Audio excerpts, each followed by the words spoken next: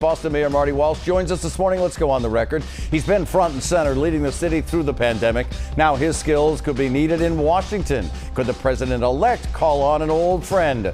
Let's go on the record. From WCVB Channel 5, the inside word from Washington to Beacon Hill. Today's newsmakers are going on the record. Welcome to OTR on this Sunday morning. I'm Matt Harding, along with News Center 5's political reporter Janet Wu. Post-election news, every bit as frenetic as pre-election news. And we are fortunate this morning to have Mary Walsh's son with us in Studio C. We are socially distancing this morning. All social distance protocols are being respected in Studio C.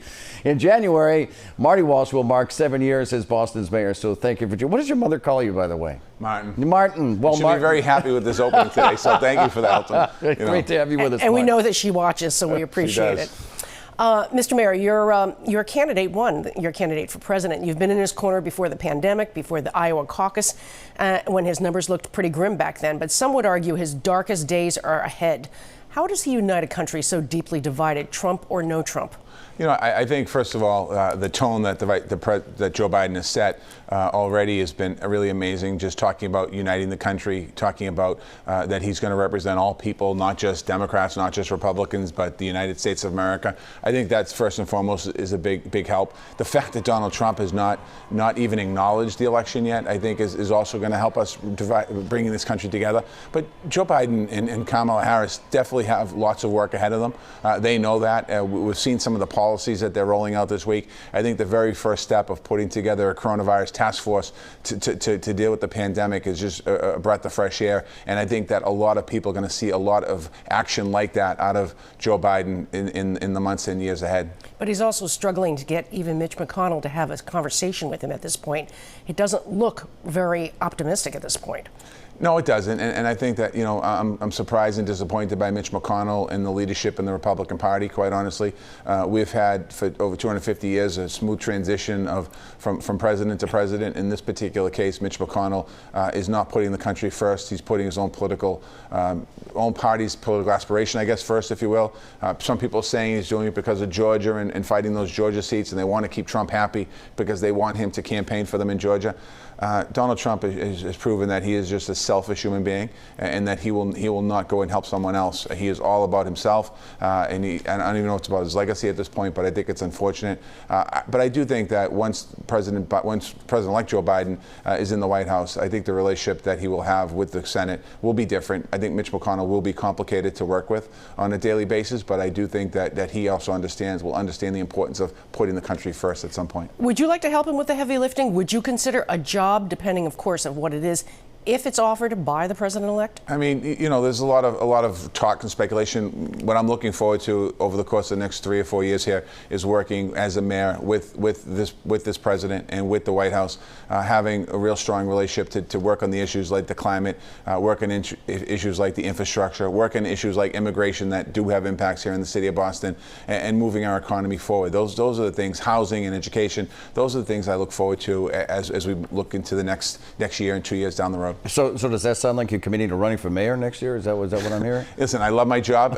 You know, those questions and all of those decisions I'll be able to talk about a little more in the new year. I think right now, when you think where we are as a city, we're dealing in the midst of a pandemic. We're starting to see increases in the coronavirus that I'm not happy with. We're talking about how do we move forward. We're talking, you know, there's a lot of issues right here in Boston, and I've loved being the mayor of Boston for the last 7 years. I've loved working with people, and I want to get back to a point in Boston where we can get back out, but right now we can, and so I'm focused on the time where we're in right now. We want to drill down on some of those city issues in a little bit, but let's touch a little bit more on the president-elect and the next administration. From where you said, how far, or does Joe Biden need to lean left to appease the progressives who have supported him, like Senators Warren and Sanders? What do you think? I don't necessarily think we have to lean left, but I definitely think what we have to do is build a cabinet and build an administration that reflects the country. And I think that that's something that's really important. And the Democratic Party in this country isn't everyone. Not everyone's on the left. People are in the middle. And I think that we have to lean towards the middle. Quite honestly, I think that the administration needs to think about, when you look at the votes and you look around the country and you look at the blue wall that was reestablished here in this election, why did we lose it in the first place? I think those are the issues that we have to talk about. And people are concerned in America, in my opinion, about bread and butter issues. They're worried about the next paycheck. They're worried about being able to pay their mortgage. They're making sure sure that neighborhoods and their streets are safe, making sure that that's what people are worried about right now in America. And those are the issues we should be focusing on, quite honestly. You mentioned the cabinet. Would Senator Warren be a good choice for the cabinet, Treasury Secretary, for example? Senator Warren's been a great United States senator here in Massachusetts. I think that certainly she would bring a lot of value to an administration like Joe Biden's administration. I think there's still, though, lots of speculation and conversations about who's going to go in. Every couple of days there's new names being floated here and there about who's going to go in the administration. So I think that the one thing I do think that the president-elect will do is build his cabinet quickly. I think that he can't waste time. I think on day one in January, after he gets sworn in, he has to hit the ground running. Mm-hmm. Let's talk about some problems here at home. And as you mentioned before, your number one issue that's front and center is COVID. Hospitalizations are on the rise again. Are there any preliminary plans to reopen field hospitals like the Boston Convention Center? Have you talked to the governor about this? Yeah, there's certainly conversations. I did speak to the governor, and we always understood that when Boston Hope was created and then when we had to take it down or shut it down, that there'd be a potential that we have to reopen it. And I think that right now, today, as we sit here Sunday morning, our numbers in hospitalizations are still at a manageable place. But as we've seen over the last 5 days here in the city of Boston, our daily infection rate went from 121 the previous 5 days to 180. So we're seeing the coronavirus infection rate go in the wrong direction, which would mean ultimately that we'll see additional hospitalizations where we would have to open up a field hospital to handle potential overflow. So I definitely think that that's going to be a conversation point, and everything is on the table at this point, unfortunately. So does Thanksgiving worry you with all the traveling, despite all the warnings of people coming in, people leaving, people coming back?